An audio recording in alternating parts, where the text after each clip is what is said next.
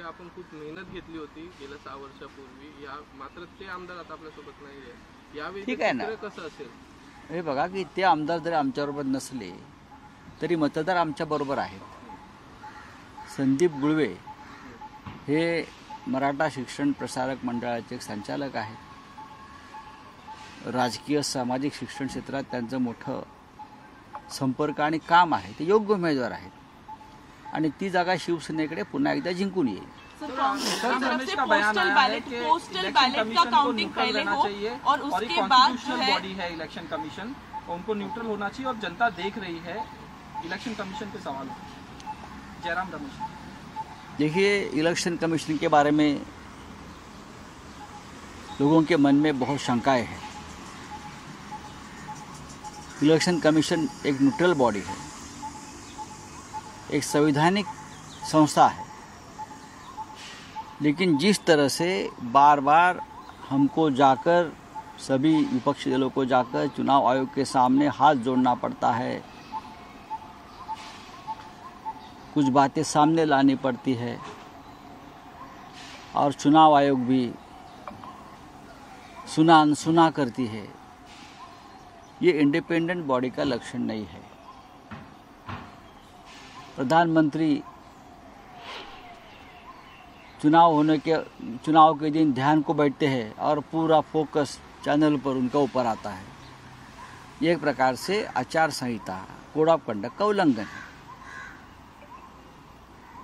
देश के गृह मंत्री जो जयराम रमेश जी ने कहा है, देश के गृह मंत्री देश के विभिन्न क्षेत्र में लगभग 150 कलेक्टर और डीएम को फ़ोन करके जो सूचना देते हैं, ये कोड ऑफ कंडक्ट का उल्लंघन है. पोलिंग एजेंट को जिस तरह से रोका गया पोलिंग एजेंट उम्मीदवार की, ये भी ठीक नहीं है, पहले कभी हुआ नहीं था. एग्जिट पोल जिस तरह से आ रहे हैं और उस माध्यम से प्रेशर किया जा रहा है लोगों के ऊपर मानसिक, ये भी कोड ऑफ कंडक्ट का उल्लंघन है. कल अब काउंटिंग शुरू होगा, तब क्या होगा मुझे पता नहीं.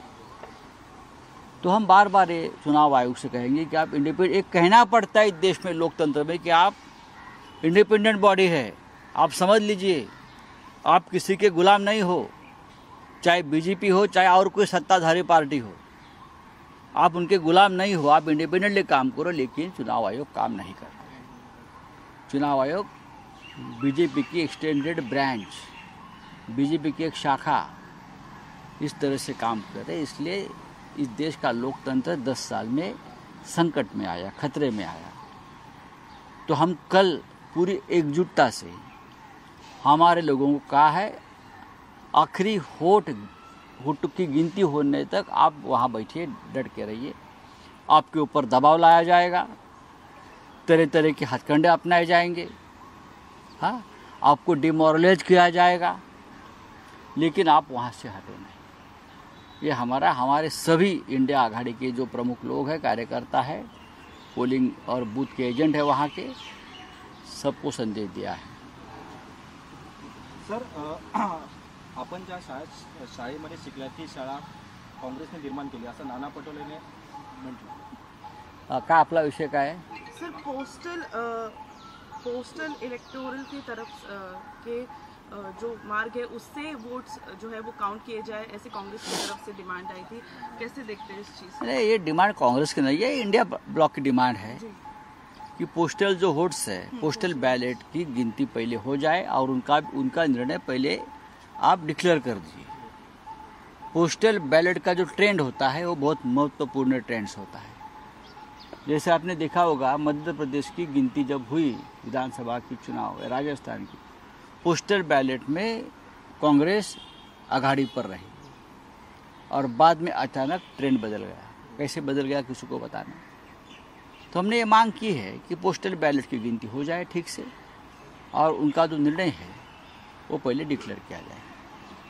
उद्धव ठाकरे 15 दिवसात पंतप्रधान नरेंद्र मोदी झाल्यावर त्या सरकारमध्ये सामील होतील असा मोठा दावा रवी राणा करतात. कोण रवी राणा? काय सकाळ सकाळ नावं घेताय तुम्ही? त्यांचा राजकारणाशी संबंध आला कधी? शिवसेना पक्ष या देशाच्या राजकारणातला सगळ्यात जुना पक्ष आहे बरं का, आणि बाळासाहेब ठाकरेंनी स्थापन केलेला हा पक्ष आहे. उद्धव ठाकरे 25 वर्षापेक्षा जास्त काळ या पक्षाचं नेतृत्व करत आहेत. या पक्षाचे स्वतःचे 18 खासदार निवडून सध्या आलेले आहेत, परत निवडून येतील. अशा पक्षाच्या भूमिकांवरती कोणी ऐऱ्यागैऱ्याने बोलावं बरं का, हे बरोबर नाही. तुमचं तुम्ही बघा, तुम्ही तुमच्या निवडणुका लढा, ही लोकशाही आहे. आमच्या नादाला लागू नका.